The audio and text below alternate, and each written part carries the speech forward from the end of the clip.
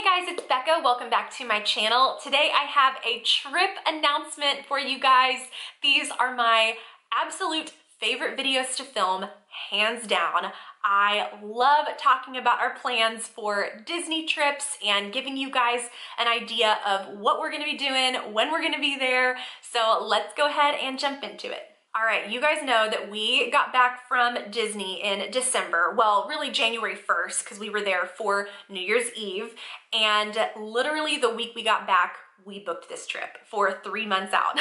So we are 15 days away and we just couldn't wait to be back. I mean, seriously, we got home and it just wasn't enough. So we booked a trip for April 10th through April 14th.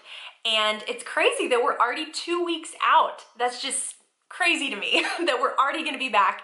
And there are so many things I'm looking forward to about this trip. So I'm gonna share with you guys kind of our plans. This is actually the least amount of planning we've done for a Disney trip probably ever, which really excites me though, because in the past we've typically done the go, go, go kind of trip and how many reservations can we pack in, how many parks can we see, how many things can we do, and I'm just really looking forward to taking it slow on this trip because we did have such a go, go, go trip for New Year's Eve, and to be back, just me and Andy, me and my husband, to be back just the two of us is so exciting for us. We can kind of go at our own pace and just really take it slow. So because we were just in Disney 3 months ago, our Disney budget is a little bit smaller for this trip, which is totally fine by me, but we are gonna be staying in a value resort. We have never stayed in any of the values, so I'm actually looking forward to experiencing another side of Disney that we've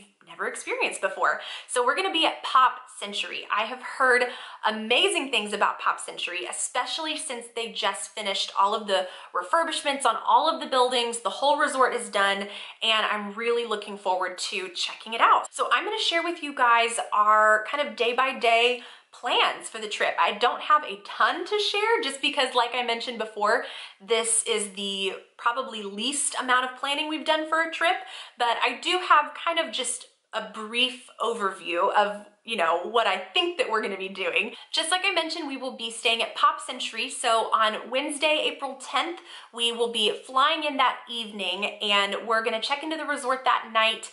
And I think that'll be it for that day. I don't think we're gonna try and see if we can squeeze anything else in that night. We're just gonna check out the resort and probably stay in. So that'll be our first night. And Thursday, April 11th will be when we really kick off our trip. So we're gonna start out the trip at Epcot and we will be there for Flower and Garden Festival, which I have never really experienced before. I think a few years ago I was there for the festival, but it didn't really click that I was there for the festival. Does that make sense at all? I was there, but I didn't really understand what the festival was at that time. So this will be my first time actually experiencing Flower and Garden Festival, and what I've seen so far looks amazing. I can't wait to try all the food and see all the topiaries. I just am so excited. So that'll be our first day, and we do have dinner reservations that night for Le Cellier, which is a restaurant that neither Andy and I have ever tried before. So that's another thing that we are really looking forward to this trip. Friday the 12th will be our next day. We will be at Magic Kingdom, and other than our fast passes we've made, that's about it. We don't have any plans or expectations for this day. We just know that we're gonna head to Magic Kingdom and that's it.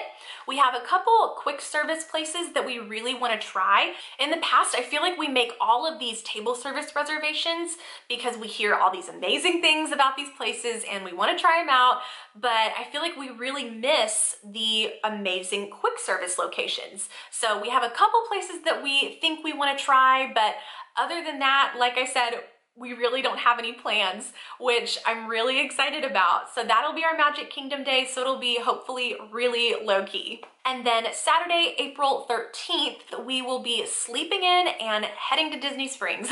So we do not have a full park day planned, and we are just gonna be hanging out at Disney Springs. On past trips, we've really used Disney Springs as kind of this filler time to where if we have a couple hours before our flight leaves, or if we get in early and our resort isn't ready, then we go to Disney Springs. That's just kind of our filler time thing to do.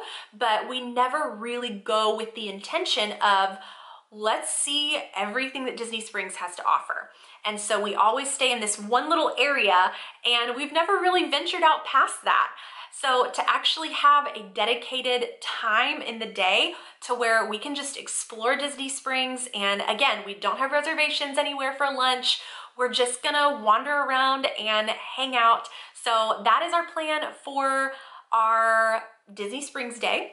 And then that night, we do have some plans, which I'm so excited about this. Okay, we have tickets for the Hollywood Studios After Hours event, which I have heard, again, amazing things about this. I keep reading all these blogs, hearing that it is just the best thing ever. And I know that they offer this event at Animal Kingdom and Magic Kingdom as well, but we really wanted to spend some time in Toy Story Land, and Tower of Terror and Rock and Roller Coaster are some of our favorites. So doing the After Hours event for Hollywood Studios was kind of a no-brainer for us, and I'm really looking forward to it. So the event on the 13th is from 9 p.m. to midnight, but we are allowed into the park at 7 p.m. So I do have dinner reservations at the Sci-Fi Dine-In Theater.